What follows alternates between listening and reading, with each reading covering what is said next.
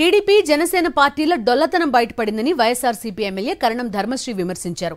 సీట్ల ప్రకటన వెలువడగానే నియోజకవర్గాల్లో ప్రకంపనలు మొదలయ్యాయన్నారు.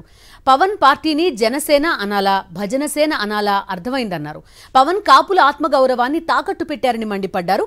ఊకదంపుడు ఉపన్యాసాలు చెప్తే ఉపయోగం లేదని పార్టీకి జెండా అజెండా ఉండాలన్నారు. నిజంగా 100కు 100 కూడా జనసేన అనాలా అది భజనసేన అనాలా ఈరోజు అర్థమైపోయింది. ఎందుకంటే ఆయన మొత్తం 99లో 5 జనసేన వాళ్ళు ప్రకటించి 94 ఏమో టీడీపీ ప్రకటిస్తుంటే నీ తాలూకు పౌరుషం ఏమైంది?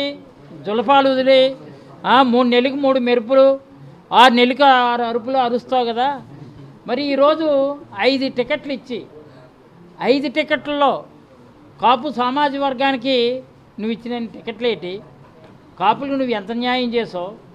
ఏ విధంగా నువ్వు కాపులకి జస్టిస్ చేసావో అంటే కాపుల తాలూకు ఆత్మాభిమానాన్ని కూడా తాకట్టు పెట్టే విధంగా కాపు సామాజిక వర్గాన్ని టీడీపీకి పొత్తు, నీ భాషలో పొత్తు, టీడీపీకి తొత్తుగా కాపుల్ని తాకట్టు పెట్టే విధంగా నీ నిర్ణయాలు ఉన్నాయనుకుంటే ఎంత విడ్డూరంగా ఉందో ఈరోజు వాళ్ళు ప్రకటన తర్వాత అర్థమైంది.